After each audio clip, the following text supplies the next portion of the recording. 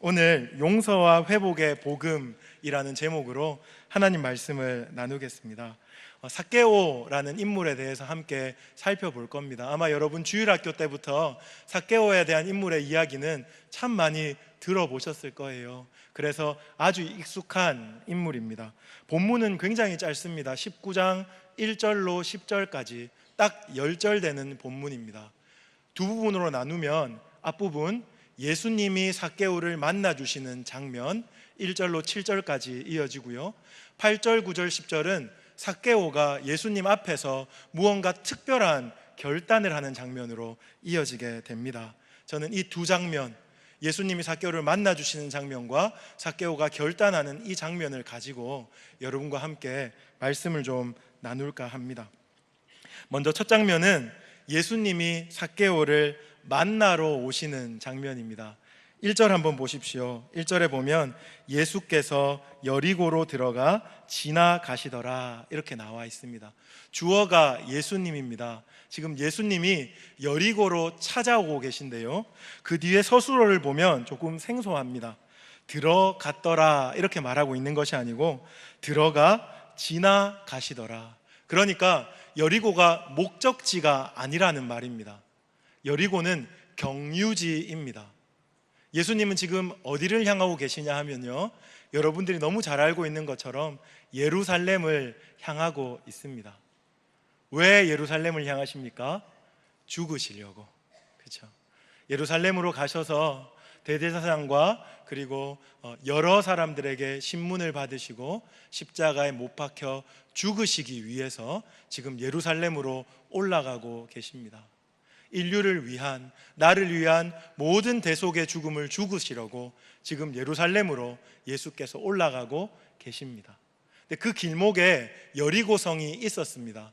근데 예수님이 그 길목에 있기 때문에 단순히 여리고성을 지나간 것이 아닌 것 같습니다. 왜냐하면 그곳에서 우리가 2절로부터 10절까지 보았을 때 정말 중요한 만남 하나가 예정되어 있었거든요. 그 만남은 바로 삭개오라는 사람을 만나는 만남입니다. 2절 한번 보십시오. 삭개오에 대해서 성경은 이렇게 소개하고 있습니다. 삭개오라 이름하는 자가 있으니 세리장이요 또한 부자라.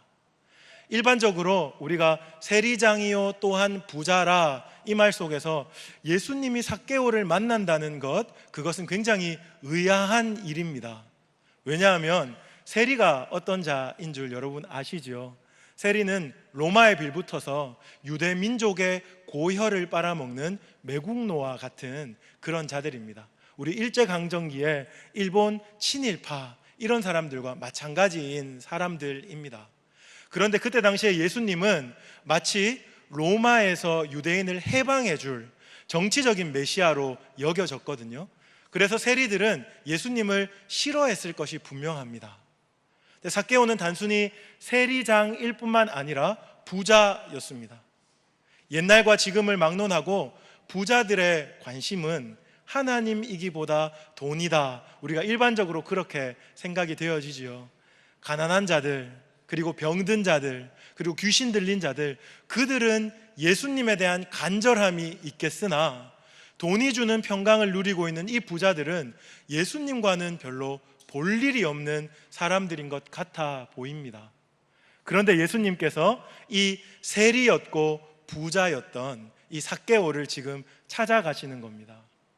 예루살렘으로 십자가를 지고 올라가는 그 길에 굳이 여리고성을 들러서 그를 만나시는 예수님의 모습을 우리가 한번 상상해 보기를 원합니다. 그런데 오늘 누가복음에 보면 이 세리와 부자에 대한 조금 다른 견해가 우리 가운데 이렇게 발견되어집니다. 제가 말씀드렸듯이 일반적으로 세리는 매국노고 부자는 부족함이 없는 사람이다, 이렇게 생각되어지지만 누가복음을 찬찬히 읽어보면 세리가 어떤 자인지, 부자가 어떤 자인지 예수 그리스도의 시선으로 그들을 바라볼 수 있게 됩니다. 제가 주보 3면에 1번 문제에 세리 해놓고 말씀을 3구절 올려놓았습니다. 부자 해놓고도 말씀을 3구절 올려놓았습니다. 이게 누가복음에서 대부분 세리에 대해서, 누가에 대해서 말하는 거의 전체 구절을 제가 여러분들에게 소개해 놓은 겁니다. 다 읽기에는 시간이 부족하기 때문에 제가 그냥 여러분들한테 이야기해드리는 방식으로 설교를 진행하겠습니다. 보시면요, 세리 첫 번째 말씀은 누가복음 3장 12절이라고 제가 얹어 놓았습니다. 누가복음 3장에는 어떤 세리가 등장하냐 하면요, 구도자인 세리가 등장합니다. 세례 요한이 광야에서 회개의 복음을 외칩니다. 회개하라, 천국이 가까워 왔다. 너희는 회개에 합당한 열매를 맺으라. 이렇게요. 그때 세리의 무리가 지금 세례 요한에게 나아옵니다. 왜요? 비난하기 위해서? 불평하기 위해서? 아닙니다. 세례를 받으려고 나오고 있습니다. 그러면서 이렇게 말합니다. 선생님이여, 우리가 회개에 합당한 열매를 맺기 위해서는 무엇을 하여야 하겠습니까? 이런 대견한 질문을 던지고 있습니다. 누가요? 세리가요. 우리가 일반적으로 생각할 때는 뻔뻔하고 오만한 사람이라고 생각하는 이런 세리들이 지금 구도자적인 질문을 던지고 있는 것이 누가복음에 처음 등장하는 세리의 모습입니다. 그런가 하면요, 5장으로 가보면 우리가 너무 잘 알고 있는 세리가 한 명 나옵니다. 누구냐 하면요, 우리가 마태라고 알고 있는 레위라는 세리입니다. 예수님의 12제자 중에 한 명이고 마태복음을 기록했던 바로 이 사람. 이 사람이 세리였습니다. 그런데 그냥 세리도 아니고 세관에 앉아있던 세리. 그때 당시의 말로는 모케스라고 불렀는데요, 이 세관에 앉아있던 세리는 보통 세리보다 더 악질적이고 더 자기 주머니를 챙기기 위해서 사람들에게 더 많은 세금을 요청했던 사람들, 그런 사람들을 모케스 세리라고 했대요. 그런데 놀랍게도 이 마태가 모케스 세리였답니다. 그 모케스 세리를 예수님이 찾아가서 어떻게 말씀하시냐 하면 나를 따르라 이렇게 말씀하세요. 그때 마태가 뭐라고요? 지금 정신이 있는 겁니까 없는 겁니까? 이렇게 예수님한테 반문하지 않고 모든 것을 버리고 일어나 따랐다 이렇게 나옵니다. 구도자 세리도 조금 이상하지만 예수님의 제자 세리도 사실 우리에게는 굉장히 의외의 인물입니다. 그런데요, 제가 세 번째로 적어놓은 18장 10절에서 14절로 가보면 굉장히 특별한 세리가 나옵니다. 이 세리는 심지어는 회개하는 세리입니다. 제가 자막을 준비했는데 화면을 한번 보십시오. 누가복음 18장 13절에 이 세리의 모습을 같이 한번 우리가 읽어보겠습니다. 시작.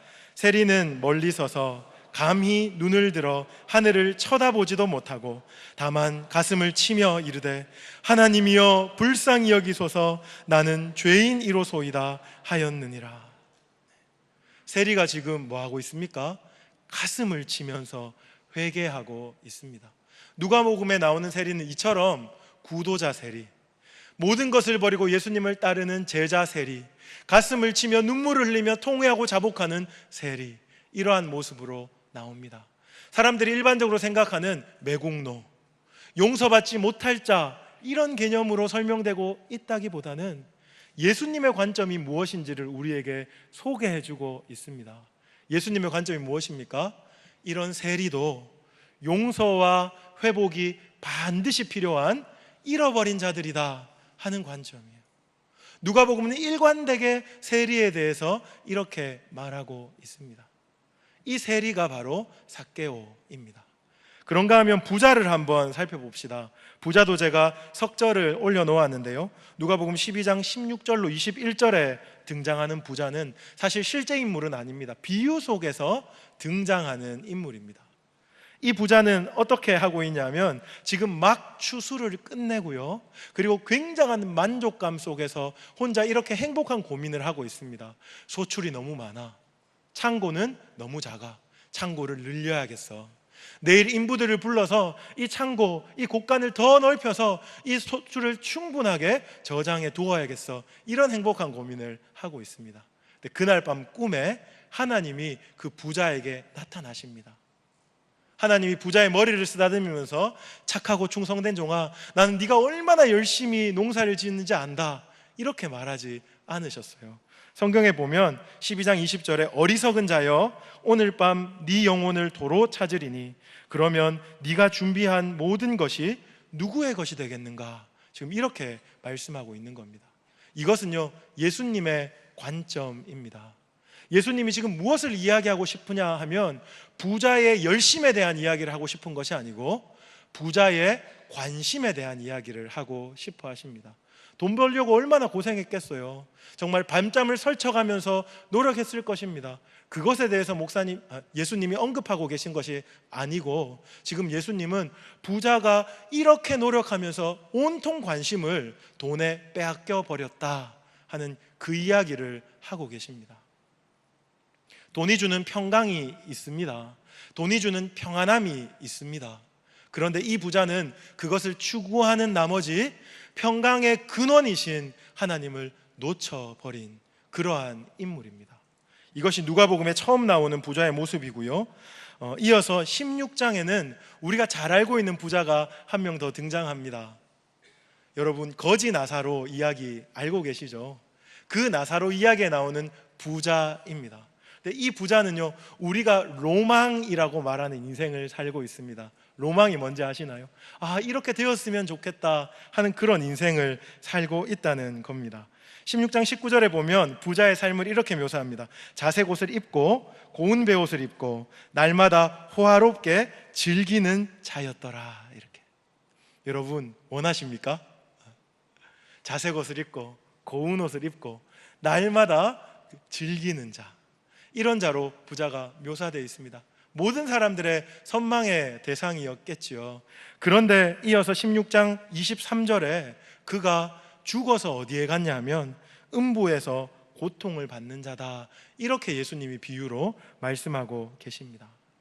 이 비유 속에서는요, 부자라고 해서 다 지옥 간다 이런 말을 하는 것이 아니겠지요. 이 부자가 왜 지옥 갔는지는 16장 13절에 기록되어 있습니다. 제가 자막을 하나 준비했는데요, 같이 한번 또한 한 목소리로 읽어보도록 하겠습니다. 시작. 집 하인이 두 주인을 섬길 수 없나니 혹은 이를 미워하고 저를 사랑하거나 혹 이를 중히 여기고 저를 경히 여길 것임이니라. 너희는 하나님과 재물을 겸하여 섬길 수 없느니라. 이 말씀으로 부자를 비춰볼 때 부자는 어떤 인생을 살았겠습니까? 그는 재물을 중하게 여기고 하나님을 경하게 여겼던 그런 삶을 살았겠죠. 두 주인을 섬길 수 없다 하는 것은 이것은 진리입니다. 진리. 둘 다 섬길 수 없다는 거죠. 그래서 부자는 돈을 주인으로 섬기기를 선택하고 하나님을 만홀히 여겼던 것입니다. 그래서 부자는 지옥에 갔던 것 같습니다. 두 번째 나오는 부자, 이렇게 끔찍한 이야기가 본문에 실려져 있습니다. 마지막 부자는요, 누가복음 18장에 등장합니다. 이 부자도 굉장히 완벽해 보이는 부자입니다. 그는 예수님을 부를 때 예수여 혹은 랍비여 이렇게도 부르지 않고 선한 선생이여 이렇게 부릅니다. 사두개인이나 바리새인들의 시각과는 전혀 다르죠. 선한 선생이여 이렇게 부르면서 굉장히 영적인 질문을 던집니다. 무엇을 하여야 영생을 얻을 수 있겠습니까? 이런 질문을 던져요. 굉장히 영적이고 또한 하나님을 추구했던 자인데요, 심지어는 부자이기까지 합니다. 속된 말로 다 가지고 있는 사람이에요. 그런데 이 사람에게 예수님이 무엇이라고 말씀하시냐 하면요, 18장 22절에 한 가지 부족한 것이 있으니 너의 모든 것을 팔아 가난한 자들에게 나누어 주라, 이렇게 말합니다. 예수님이 이렇게 말하시는 까닭은 또 다른 율법을 말씀하고 계신 것이 아닙니다. 네가 율법을 다 지켰으니 잘했다. 그런데 한 가지 율법이 남았다. 뭐냐 하면 불우이웃 돕기다. 한 가지 율법이 있는데 가난한 사람들 사랑하는 것이다, 이런 이야기가 아니지요. 왜 예수님이 이렇게 얘기하셨습니까? 부자의 중심에 있는 무엇보다도 돈을 사랑하는 마음을 아셨기 때문에 그래요. 그래서 네가 다 팔아 가난한 자에게 나누어 주고 나를 따르라, 이렇게 말씀하시는 겁니다. 그때 부자가 어떻게 하였습니까? 근심하면서 돌아갔습니다. 근데 예수님은 그 뒤통수에 대고 굉장히 충격적인 이야기를 하나 더 던지십니다. 제가 한번 읽어볼게요. 낙타가 바늘기로 들어가는 것이 부자가 하나님 나라에 들어가는 것보다 쉬우니라. 혹시 이 중에 부자이신 분들 계신가요? 이 말씀이 싫지 않으십니까? 낙타가 바늘기로 들어가는 것보다 부자가 하나님 나라에 들어가는 게 더 어렵대요. 이것은 중심을 다루고 있는 말씀인 줄로 믿습니다. 누가복음에 이렇게 부자에 대해서 묘사하는데 굉장히 일관되게 이렇게 말하고 있습니다. 그들은 하나님보다 돈을 더 사랑함으로 천국에 합당하지 않다. 이것이 누가복음이 보는 부자에 대한 관점입니다. 그런데 이렇게 말해놓고 비판하고 비아냥거리고 그들을 조롱하기 위해서 이런 관점을 주는 것이 아니겠지요. 예수님의 관점은 무엇입니까? 그렇기 때문에 이 사람들도 잃어버린 사람들이다 하는 이야기를 하고 싶은 겁니다. 사실은 세리는 아까 전에 우리가 살펴보았던 것처럼 자신이 죄인이라는 것을 너무 잘 알고 있습니다. 그래서요, 하늘을 우러러보지 못하고 가슴을 치며 하나님 앞에 통회할 수 있는 가능성이 높습니다. 부자는 어떻습니까? 자기들이 썩 괜찮은 사람이라고 생각해요. 그리고 돈이 주는 거짓 평안에 물들어 있습니다.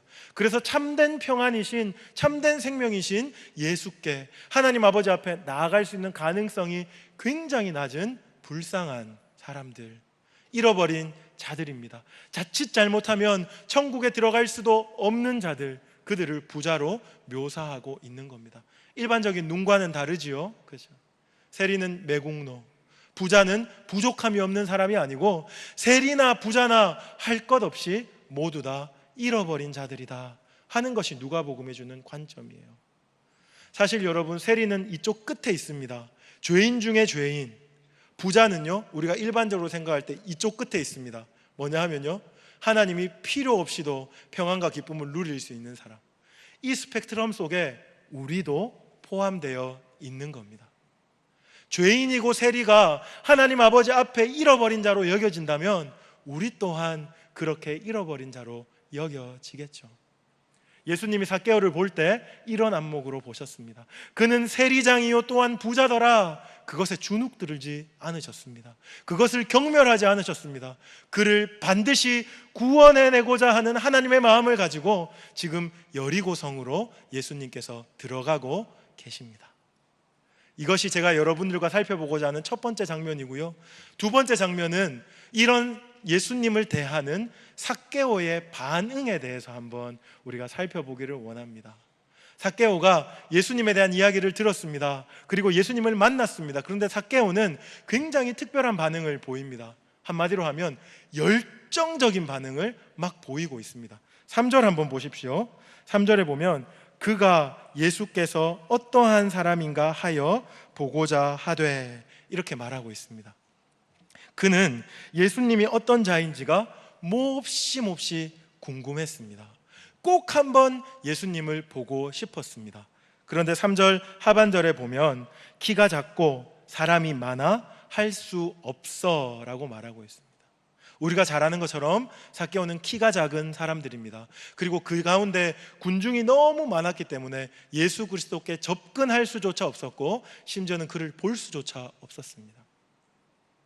만약에 삭개오가 예수님을 보고자 하는 이 열정이요, 삭개오의 단순한 호기심이었다면 아마 삭개오가 여기서 포기했겠죠. 오늘은 공치는 날이다, 다음번에 혹시 지나가면 또 보지 뭐 하고 그냥 집으로 돌아가지 않았겠습니까? 근데 삭개오는요, 작전을 바꿉니다. 어떻게 바꿉니까? 4절 한번 보십시오. 4절에 보면 앞으로 달려가서, 이것은 뭐냐면 무리들보다 먼저 뛰어나가는 겁니다. 그리고 보기 위하여 돌 무화과 나무에 올라가니 이는 예수께서 그리로 지나가시게 되밀어라. 그가 갈 길목으로 뛰어가서 그 길목에 있는 돌 무화과 나무, 옛날 성경에는 뽕나무라고 기록되어 있죠. 이 돌 무화과 나무 위에 올라갑니다. 이런 모습은 그때 사회적으로는 굉장히 의아한 모습입니다. 성인들이 우리처럼 바지를 입고 있지 않았어요. 치마 같은 옷을 입고 있었는데 나무에 올라가면 하체가 잘못하면 드러날 수가 있겠지요. 그래서 이것은 굉장히 불명예스러운 행동이라고 여겨졌습니다. 그런데 삭개오는 기꺼이 지금 뛰고 달려서 무리 앞으로 나아가는 것뿐만 아니라 돌무화과 나무에 기어 오르고 있습니다. 무엇이 이를 이토록 열정적인 사람으로 만들었겠습니까? 여러분, 이런 질문을 한번 던져보는 것이 우리에게 굉장히 유익할 줄로 믿습니다. 무엇이 이 사람을 이토록 열정적으로 움직이도록 만들었겠습니까? 뛰고 달리고 나무에 올라가면서까지 예수를 보고 싶도록 무엇이 그의 마음을 이렇게 움직였겠습니까? 제가 주석을 찾아봤습니다. 장로교의 선생님이라고 할 수 있는 칼빈의 주석을 찾아봤는데, 칼빈은 이렇게 적어 놓았습니다. 삭개오의 이러한 열정적인 행동의 원인은 성령의 역사하심에 있다. 오늘 하나님께서 삭개오를 구원하시기로 작정하심으로 성령님을 통해 이러한 신적인 열정을 삭개오에게 부어주셨다. 무슨 말인지 이해되시죠? 그렇죠? 이것은 굉장히 복음적인 해석입니다. 아마 이 자리에도 그런 분이 있지 않을까 싶습니다. 지금까지는 습관처럼 교회에 나오다가 아내를 모셔다 주기 위해서 이 자리에 나오셨다가 오늘 갑자기 뭔가 모를 호기심이, 뭔가 모를 열정이, 뭔가 모를 궁금증이 생기는 분들이 계실지도 모르겠습니다. 하나님이 도대체 어떤 분이지? 예수 그리스도가 어떤 분이지? 저 사람들은 왜 저렇게 십자가에 열광을 하는 것이지? 이런 질문들이 떠오를 때 우리의 개혁자 선배들은 이것은 성령님이 부르시는 가장 큰 음성이다, 이렇게 말씀하셨습니다. 여러분, 혹시 오늘 예배를 통하여서 그런 음성을 듣고 계신 자들이 있으면 참 좋겠습니다. 예수님이 그 호기심을 주실 때, 그 열정을 주실 때, 그 궁금증을 주실 때는 그냥 주시는 것이 아니라는 것 여러분이 기억하고, 예수님이 이제 나를 부르고 계시는구나, 그렇게 기억하시면 좋겠습니다. 삭개오에게 이런 열정을 성령께서 부어주셨다, 칼빈 선생은 그렇게 보고 있습니다. 그런데 이것으로는 조금 부족해 보입니다. 왜냐하면 하나님 측면을 설명하면 사람 측면도 이야기가 되어야 하거든요. 저는 삭개오의 내면에 어떤 중요한 일이 있었다, 그렇게 생각합니다. 무엇이냐면 예수를 그토록 보고 싶고자 하는 그런 목마름, 그런 간절함이 삭개오의 마음속에 생겼다, 이렇게 오늘 본문을 봅니다. 왜 그렇게 생각하냐 하면 바로 삭개오가 가지고 있는 수치심 때문입니다. 수치심. 삭개오의 직업이 무엇이었다고요? 삭개오의 직업은 세리였습니다. 세리는요, 매국노였고 용서받지 못할 자였습니다. 사람들이 이방인과 창기와 함께 개같이 여기는, 저의 표현이 아니라 성경의 표현이에요, 개같이 여기는 그런 사람이었습니다. 아무리 양심에 화인 맞은 사람이다 할지라도 모든 사람이 자기를 그렇게 여기면 그 안에 수치심이 있지 않았겠습니까? 그가 길을 지나갈 때 사람들이 그에 대해서 수군수군 할 때 그는 아마 외면적으로는 아무렇지 않은 척 했었을 겁니다. 근데 그의 내면은 어땠을까요? 다 깨어졌겠죠. 그 수치심 때문에 치를 떨고 몸부림을 쳤었을 것입니다. 그때 이렇게 말했겠죠. 괜찮아. 돈을 벌기 위해서는 어쩔 수 없어. 내 직업이 사기치고 빼앗는 직업이 아니고 정당한 로마의 직업이지 않아? 이렇게 자기 스스로를 그렇게 달래고 얼루었던지도 모르겠습니다. 그런데 이 수치심이 무엇을 만들어냅니까? 마음속에요, 공허감을 만들어냅니다. 세상의 어떤 것으로는, 심지어는 자기가 그토록 집착하는 돈도 채워줄 수 없는 공허감을 만들어내는 거예요.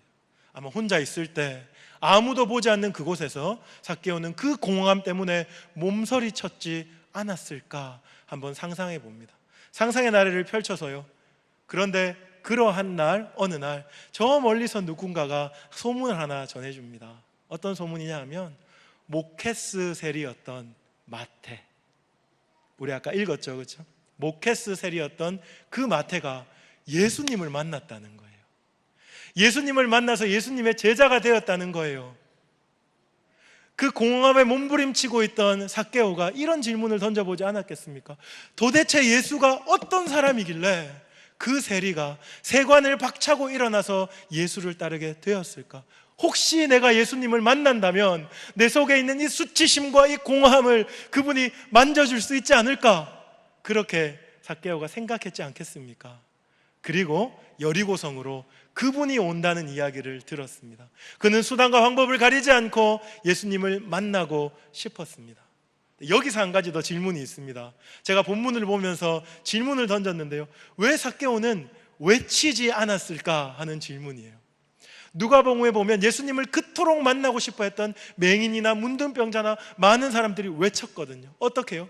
다윗의 자손 예수여 나를 불쌍히 여기소서, 다윗의 자손 예수여 나를 불쌍히 여기소서 외쳤거든요. 그때 예수님이, 신실하신 예수님이, 사랑의 예수님이 그를 찾아가서 고쳐주신 그 사건들 제가 계속 보았습니다. 만약에 삭개오가 이토록 열정적이었다면 왜 외치지 않았을까? 무엇 때문이겠습니까? 바로 수치심 때문에 그래요. 모든 사람들이 삭개오를 알고 있잖아요. 모든 사람들이 삭개오에 손가락질하는 자잖아요.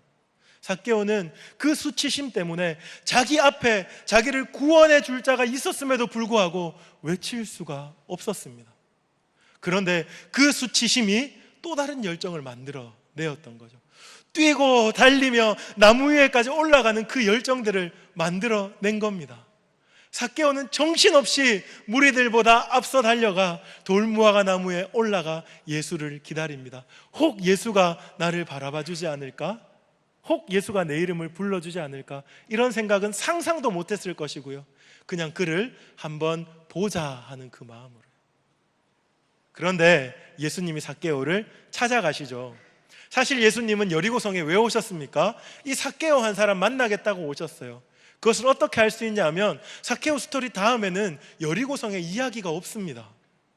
예수님이 여리고성에 들리신 까닭은 삭개오 만나러 오신 거예요. 그러니까 예수님이 그 나무 밑에 삭개오에게 다가가시는 것이 당연하겠죠. 그리고 삭개오를 올려다 보십니다.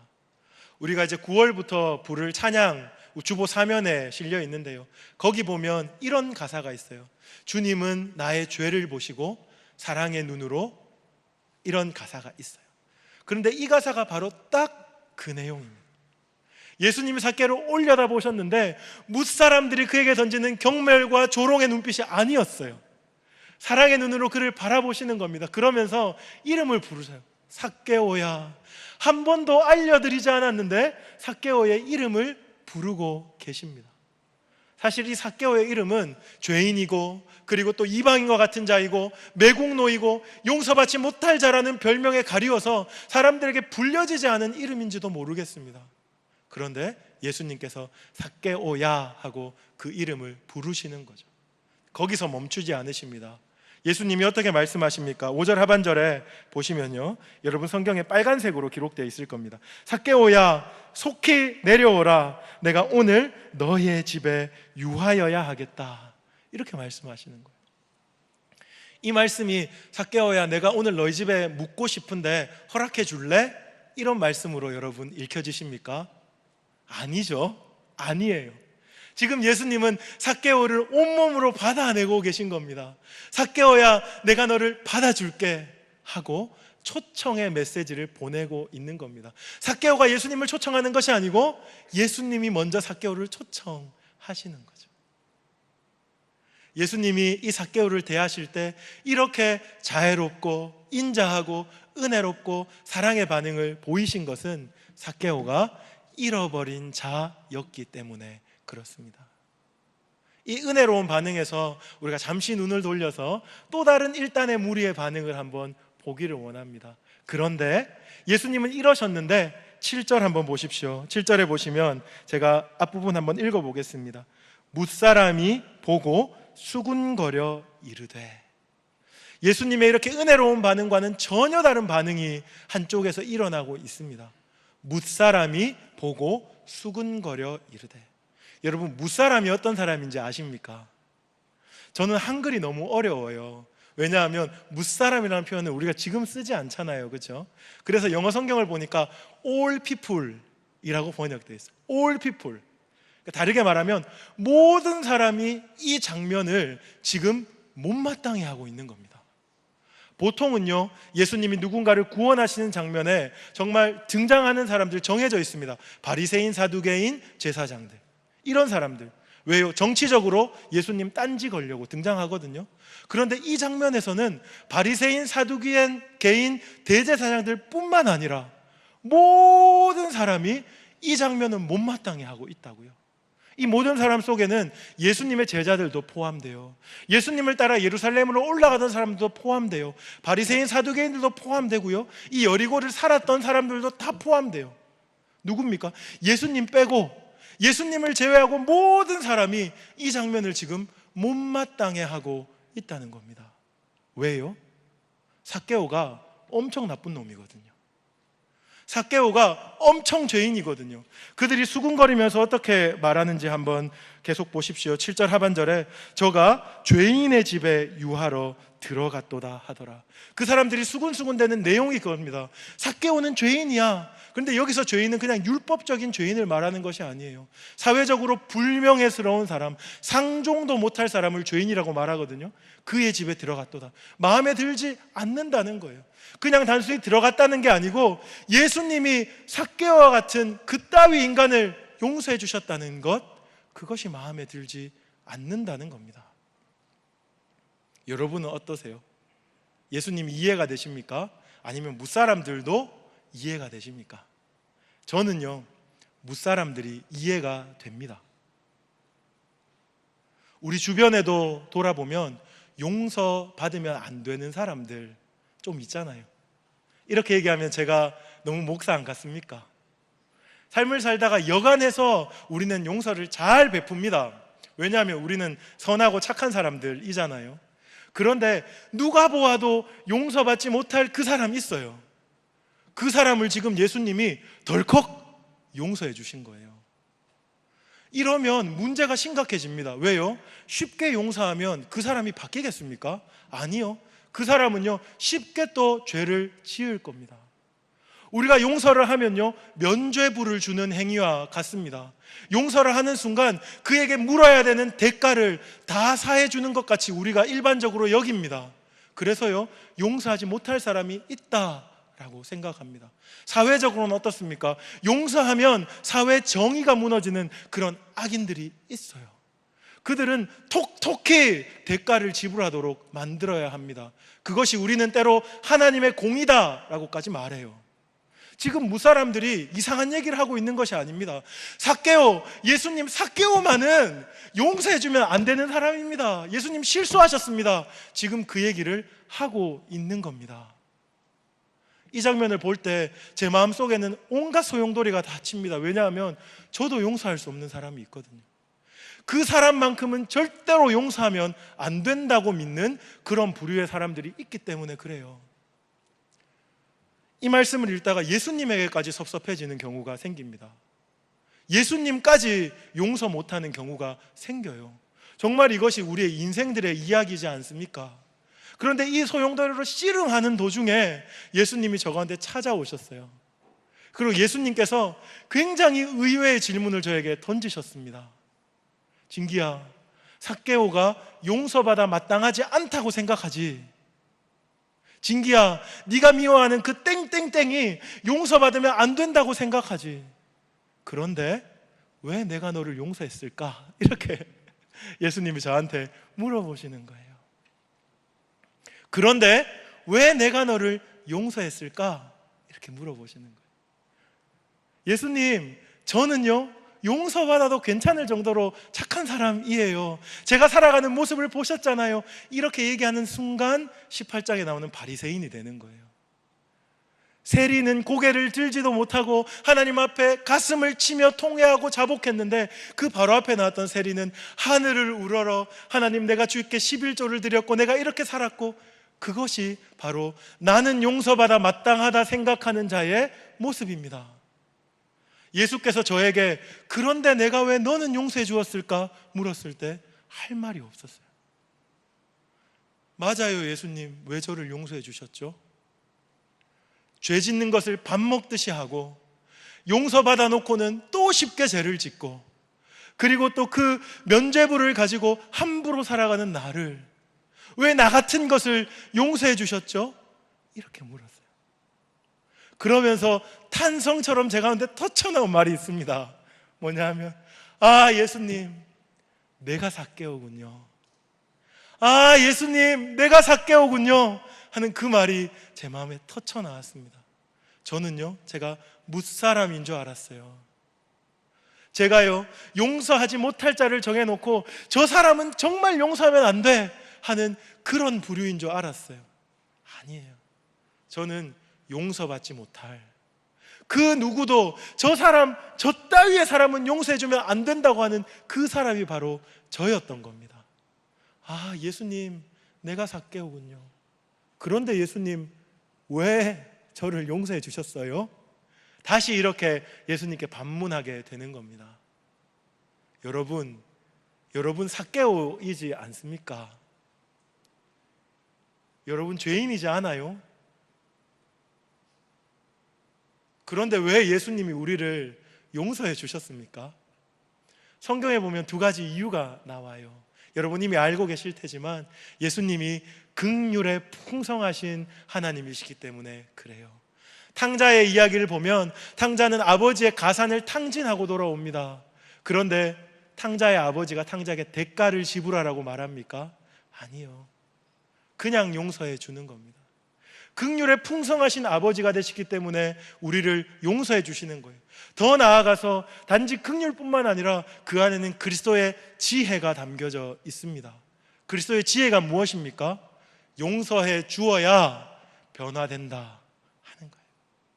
세상은 반대로 생각합니다. 아니요, 율법은 반대로 생각합니다. 대가를 톡톡히 지불해야 용서해 준다 이렇게 말하고 있어요. 복음은 그렇게 말하지 않아요. 복음은 결코 그렇게 말하지 않습니다. 먼저 찾아와서 이해도 되지 않고 합리적이지도 않고 모든 사람이 손가락질 할지라도 먼저 용서해 줘버리는 거예요. 지금 예수님이 그 일을 위해서 꾸역꾸역 예루살렘으로 올라가고 계시잖아요. 십자가 지시려고.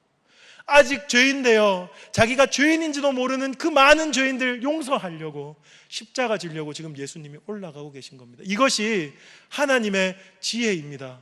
여러분, 이 지혜의 수혜자가 누구입니까? 바로 우리들이죠. 우리가 용서의 대가를 지불했습니까? 아니요. 우리가 용서의 대가를 지불할 수 있는 존재들입니까? 아닙니다. 그런데 그분은 우리를 용서하셨어요. 그것이 하나님 아버지의 지혜입니다. 가끔씩 무사람의 마음이 제 마음에 올라올 때가 있습니다. 그때마다 다시금 다짐합니다. 나는 삭개오다. 내가 죄인이다. 내가 용서받은 자다 하고 말입니다. 이런 용서를 경험한 삭개오, 우리가 이제 삭개오의 결단하는 장면을 같이 한번 보기를 원하는데요. 8절 제가 빠른 속도로 한번 읽어보겠습니다. 삭개오가 서서 주께 여짜오되 주여 보시옵소서, 내 소유의 절반을 가난한 자들에게 주겠사오며 만일 누구의 것을 속여 빼앗은 것이 있으면 내 갑절이나 갚겠나이다. 예수님을 만난 삭개오가 가장 먼저 다루는 문제는 돈 문제입니다. 왜요? 삭개오를 올가매고 수치스럽게 만들고 공허하게 만들었던 그 문제가 돈 문제였기 때문에 그렇습니다. 이렇게 말합니다. 내가 누구를 속여 빼앗은 것이 있다면 내 갑절이나 갚겠습니다. 가난한 자에게 내 재산의 절반을 주겠습니다. 이 표현은요, 사실 우리가 해석해 보면 나의 모든 것을 가난한 자에게 나누겠습니다 하는 이야기가 같습니다. 왜요? 삭개오는 세리였거든요. 세리의 직업 특성상 빼앗는 자입니다. 폭력으로 아니면 물리력으로 돈을 빼앗지 않는다 할지라도 로마에 세금 내며 그 유대인들이 어떤 마음을 먹었을까요? 아, 이거 로마에 빼앗긴다. 세리에게 세금을 내며 아, 이거 세리한테 책치당한다 이렇게 생각하지 않았겠습니까? 근데 삭개오가 이렇게 말합니다. 빼앗은 것이 있다면 내가 4배를 갚겠습니다. 왜요? 삭개오는 지금 몇 배를 갚고 얼마를 내고 이것에 관심이 있는 것이 아니고 자기의 모든 물질을 가난한 자에게 나누어 주고 그리고 하고 싶은 것이 있는 겁니다. 18장 22절로 한번 가보십시오. 제가 여러분에게 소개했던 세 번째 부자의 스토리에 나오는 이야기인데요, 18장 22절 우리가 한 목소리로 한번 읽어보겠습니다. 시작. 예수께서 이 말을 들으시고 이르시되 내게 아직도 한 가지 부족한 것이 있으니 내게 있는 것을 다 팔아 가난한 자들에게 나눠주라. 그리하면 하늘에서 내게 보화가 있으리라. 그리고 와서 나를 따르라. 예수님이 이 부자에게 이렇게 말씀하셨습니다. 다 팔아 나눠주고 나를 따르라. 삭개오는요, 이 말씀을 몰랐었습니다. 그렇죠? 18장에 나왔던 그 전 본문입니다. 그런데 삭개오가 예수님을 만나고 나니까, 예수님으로 채워지고 나니까 이렇게 고백하는 거예요. 내가 다 팔아 나누어 주겠습니다. 그리고 삭개오가 하고 싶었던 것, 그를 따르는 겁니다. 그 인생에서 가장 가슴 뛰는 일, 그것을 하고 싶어서 가장 거추장스러운 것들을 버려버리는 거죠. 베드로가 그물을 버린 것처럼요. 세리마태가 세관을 발로 차버린 것처럼요. 지금 삭개오는 그것을 다 버리고 예수님을 따릅니다. 가장 좋은 편을 선택하는 것이죠. 이런 삭개오의 반응에 예수님은 이렇게 응답하십니다. 9절에 예수께서 이르시되 오늘 구원이 이 집에 이르렀으니 이 사람도 아브라함의 자손임이로다. 무슨 말입니까? 이방인의 개처럼 여겨졌던 이 세리를 받아주시는 거예요. 그의 수치와 그의 공허함을 만져주시는 겁니다. 그뿐만 아니라 그의 믿음으로 말미암아 영적 이스라엘로 구원받은 자로 받아주시는 그 말씀이 바로 9절 말씀입니다. 그리고 눈을 들어서 사람들을 쳐다봅니다. 그리고 10절에 이렇게 말합니다. 인자가 온 것은 잃어버린 자를 찾아 구원하려 함이니라. 무슨 말입니까? 이 말은 오늘 우리가 삭개오 스토리를 한마디로 요약해 줄 수 있는 핵심적인 단어죠. 너희들이 볼 때는 삭개오가 세리장이나 부자로 보일지 모르겠지만 나에게는 잃어버린 자로 보인다 하는 겁니다. 내가 이를 구원하기 위해서 여기에 왔다 하는 겁니다. 여러분, 세상 사람들이 여러분을 무엇으로 봅니까? 사장님, 회장님, 아니면 과장님, 대리님, 아니면 가정주부, 다양한 모습으로 보겠죠? 근데 예수님은요, 여러분을 그런 이름으로 보지 않습니다. 어떻게 보십니까? 잃어버린 자로 보시는 겁니다. 그리고 여러분들을 위해서 기꺼이 십자가 지기를 그렇게 결단하고 계신 것입니다. 우리는 이런 용서를 받은 자들입니다. 여러분, 한번 물어보겠습니다. 여러분, 용서를 받으셨습니까? 이 용서를 경험하셨습니까? 그렇다면 이 용서가 여러분 삶의 모든 원동력이 될 거예요. 누군가를 용서하십시오, 착하게 사십시오, 그 말을 하지 않아도 이 용서가 여러분 삶의 모든 원동력이 되어서 혹 실수로 내가 그토록 증오했던 그 사람을 용서할지도 몰라요. 혹 실수로 나의 재산을 다 들여서 예수 그리스도를 따라갈지도 몰라요. 제가 실수라고 말했지만 이것은 실수가 아니고 성공이죠. 예수님은 그렇게 우리를 부르시는 겁니다. 말씀을 마무리하면서 여러분에게 예화를 하나 이야기해 드리겠습니다. 담임 목사님께서 난지도 이야기를 참 많이 하시잖아요, 그렇죠? 담임 목사님의 난지도 이야기를 들어보면 굉장히 존경스럽습니다. 어떻게 서울대 나오신 분이 난지도에서 저렇게 고생하셨을까 하는 생각. 그런데요, 저도 조심스럽게 여러분에게 나누고자 하는 것은 저도 난지도 같은 사역 경험이 있었습니다. 저는요, 분당에서 내노라 하는 교회의 전도사였었어요. 그런데 하루는 제가 사랑하는 멘토 목사님이 전화와서 진기야, 네가 이 교회 가서 좀 섬겨줬으면 좋겠다 하고 주소를 하나 보내주셨습니다. 당연히 멘토 목사님이 이렇게 권유하시니 그걸 순종해야겠죠. 그래서 그 교회를 찾아갔는데 어떤 교회였냐면 그냥 주택이에요. 그냥 주택인데 그것을 개조했어요. 옥탑방 그 위에 양은으로 만든 그 십자가 있는 그런 교회 아시죠? 서울의 강동구에 가장 변두리 한강과 맞닿은 우리 교회 뒤쪽에는 논밭이 있었어요. 그런 곳에 저를 내던져 놓으신 겁니다. 순종이 아니고 속은 거죠, 속은 거. 그곳에 가서 3년 동안, 만 3년 동안 사역을 했었습니다. 관리 집사로, 중고등부 교육 전도사로, 청년부 담당으로, 운전 담당으로, 새벽기도 담당으로 교회에서 먹고 자고 하면서 만 3년을 사역했어요. 여러분이 딱 봐도 제가 굉장히 포스럽게 자란 사람 같지 않습니까? 그렇죠? 저는 굉장히 포스럽게 자랐어요. 그래서 그런 고생을 한 번도 해본 적이 없습니다. 보일러가 고장나면 어떻게 고치는지도 몰랐어요. 화장실이 막히면 어떻게 뚫어야 되는지도 몰랐어요. 그것을 3년 동안 한 겁니다. 얼마 전에 태풍이 왔잖아요. 저는 태풍만 오면 기억나는 한 장면이 있습니다. 2010년도에도 태풍이 대한민국을 강타했거든요.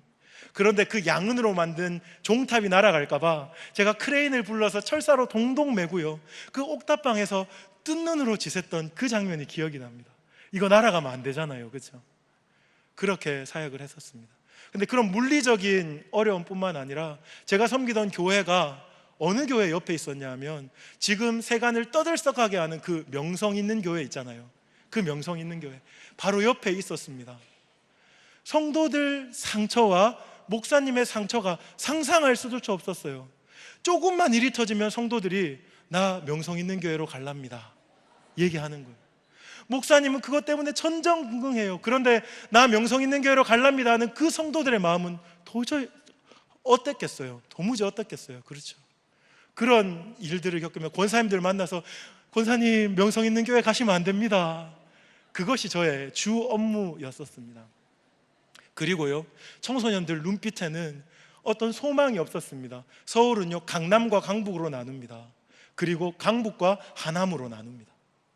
하남에 사는 그 아이들은 목사님 내가 아무리 노력해도 꿈조차 꿀 수 없는 현실입니다. 그렇게 얘기해요. 그리고 그들의 가정은 많이 깨어져 있었습니다. 각설하고요, 그 가정에 한 아이가 있었어요. 부모님이 술만 먹으면 그 아이를 때리는 아이였습니다. 아빠한테 아빠라고 부르지 않고 그 XX라고 불렀어요. 그 중학교 3학년 여자아이가. 하나님이 그 아이에게 은혜를 주셔서 만나 주셨어요. 그래서 너무 예쁘게 신앙생활을 하고 있었는데 아버지의 폭력성이 더 막 올라온 겁니다. 그래서 교회를 못 가게 하는 겁니다. 2주, 3주 그렇게 교회를 나오는 아이였어요. 제가 그 교회에서 뭔가 잘해보겠다고 청소년 아이들 모아놓고 찬양 기도회를 시작했습니다. 금요일 날 제가 기도 인도하는 것처럼요, 인도회를 시작했습니다. 서너 명 나오면 많이 나왔어요. 그런데 어느 날 오전에 중고등부 예배도 오지 못했던 그 아이가 나와서 앉아서 저의 말씀을 듣는 겁니다. 그런데 공교롭게도 그날 제가 용서에 대한 말씀을 전했어요.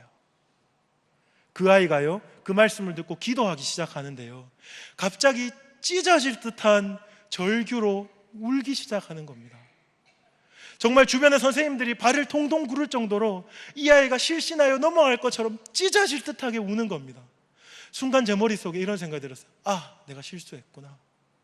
이 아이는 죽어도 용서하지 못할 그 아버지를 가지고 있는데 내가 용서하라고 했구나. 그래서 그 아이에게 찾아가서 등을 도닥이면서 이렇게 말했습니다. 괜찮아, 용서하지 않아도 돼. 네 탓이 아니잖아. 괜찮아, 네가 그 집에서 태어난 게 네 책임이 아니잖아. 괜찮아. 달랬습니다. 그런데요, 그 아이가 눈물이 글썽글썽한 눈으로 저를 쳐다보면서 뭐라고 얘기하는지 아세요? 중3이 된 여자아이입니다. 전도사님, 그게 아니에요. 내가 그 인간을 용서하지 못해서 우는 것이 아니고 용서하고 싶어서 우는 거예요. 예수님이 나 같은 거 용서해 주셨잖아요. 그렇게 말하는 거예요.